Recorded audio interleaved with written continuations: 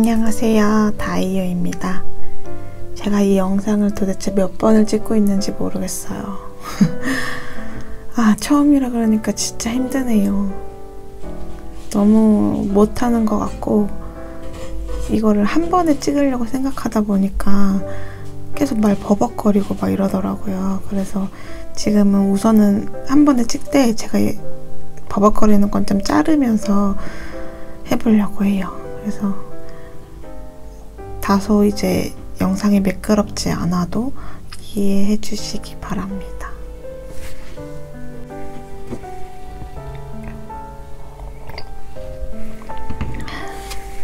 오늘은 일상 브이로그가 아니라 저의 정신 건강에 대한 이야기를 좀 나눠보려고 해요.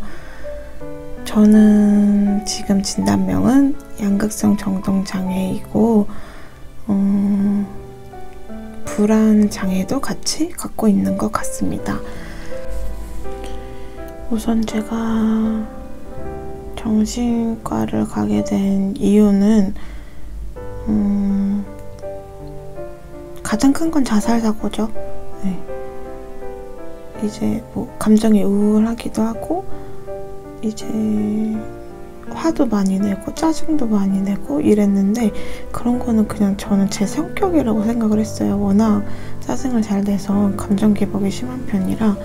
근데 이제 이게 자살 사고가 시작이 되면서 내가 좀 마음에 문제가 있구나 이런 생각을 하게 되면서 병원에 대해서 찾아본 것 같아요.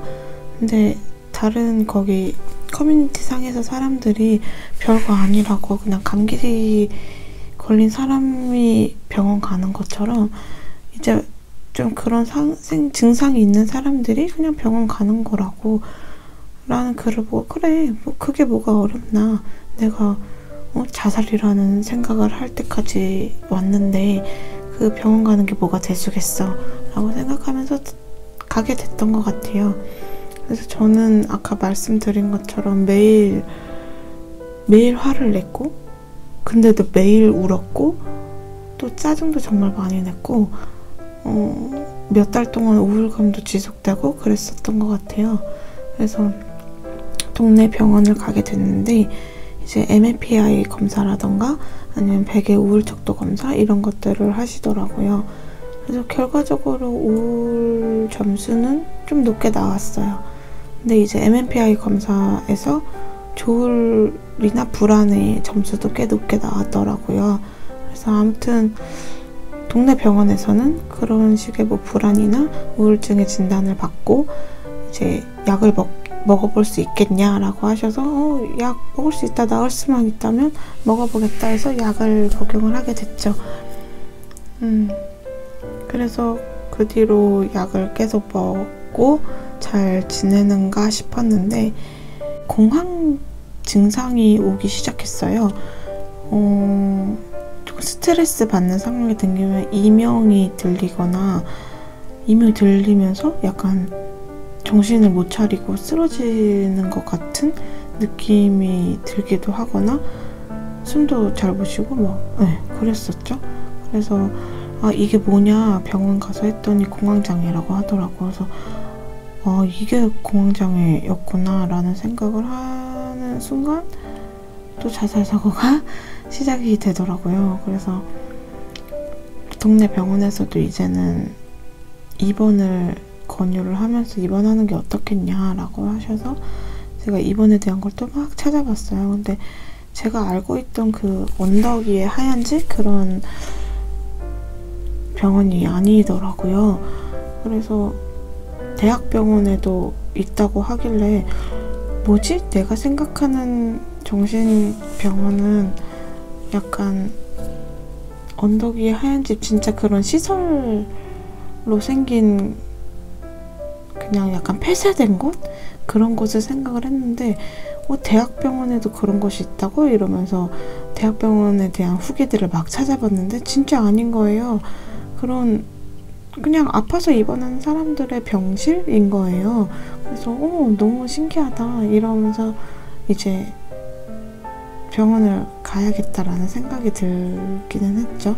그래서 이제 대학병원을 갈 준비를 하고 있는데 가장 큰 문제였던 거는 이걸 부모님께 알려야 하는 거예요.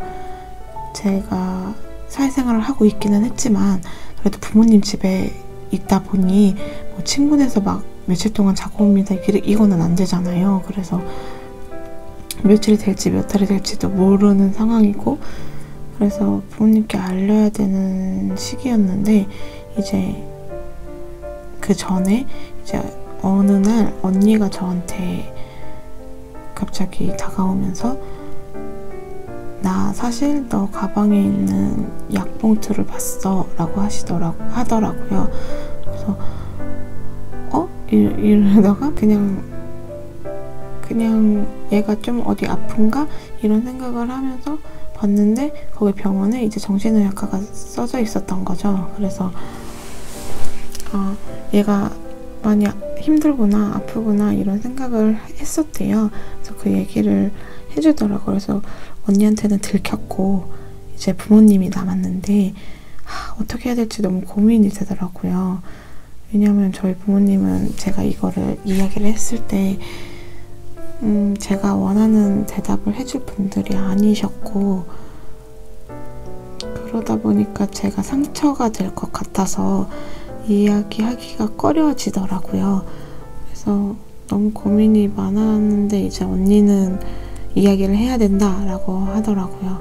그래서 뭐 어쨌든 대학병원은 알아봐야 되니까 그래서 언니랑 같이 남자친구랑 같이 병원을 알아보러 갔어요. 그래서 두 군데를 다녔는데 하나는 삼성서울병원이었고 하나는 그 분당서울대학교 병원이었어요. 그래서 두 군데를 이제 두 군데 중 하나를 선택해야 되는데 제가 느끼기로는 병원의 그런 따뜻한 느낌 그리고 그 거기서 계신 선생님들의 친절함 이런 걸로 따졌을 때 분당서울대 병원이 더 느낌이 좋더라고요. 그래서 거기를 선택하게 됐고 이제 부모님께 말씀을 드려야 되는 상황에 끝까지 저는 제가 못하겠다라고 얘기를 했죠. 그래서 제가 다니고 있던 동네 병원에 이야기를 했어요. 이러이러한 것 때문에 제가 이야기를 못하겠어요 라고 했더니 이제 의사 선생님이 대신 말해줄 수 있다고 하시더라고요. 그래서 결국 입원 날짜까지 나왔어요. 입원 날짜가 나오고 난 그 전날 바로 전날에 이제 거의 반강제로 같이 병원 가야 된다 라고 이야기를 했죠. 그래서 동네 병원에 가서 결국 의사 선생님이 이야기를 다 해주시고 부모님도 이제 뭐 거부하고 막 이런 거 없이 그냥 얘가 많이 힘들었구나 이렇게 생각하신 것 같아요. 그래서 바로 대학병원 입원하는 것도 같이 이렇게 절차를 밟아주시고 하셨던 것 같아요. 근데 뭐 물론 일을 그만두는 건 어떻겠냐 이런 얘기도 하셨는데 우선은 저는 일을 그만두지 않고 유급병가제를 사용을 했습니다. 그래서 2달 정도에 쉴 수 있는 기간이 있었고 그 기간 동안 저는 입원을 하게 되었어요. 그래서 여기까지가 저의 그런 전반적인 과정들이고 입원에 대한 내용들은 아마 다음 영상에서 보여드릴 생각이에요. 그래서 입원을 하는 과정 그리고 비용 그리고 어느 정도 입원을 하고 있어야 되는지 그 입원하는 동안에는 이제 어떤 과정들이 생겨나는지 어떤 치료를 받는지 이런 것들을 조금 이야기를 드리려고 해요. 그래서 오늘은 저가 진단을 받기까지의 과정이었고 혹시 저의 증상이나 아니면은 부모님께 알렸던 과정들이 더 많이 궁금하신 분들은 댓글로 남겨주시면 제가 다시 댓글로 답변 드리려고 해요. 그래서 궁금하신 것들은 많이 댓글 남겨주시면 될 것 같습니다. 첫 영상이었는데 너무 어색하고 떨리네요.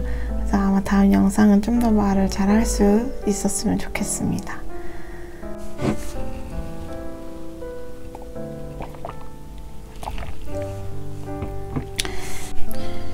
그럼 오늘 이야기는 여기까지고요. 저는 저녁을 먹으러 가도록 하겠습니다. 안녕.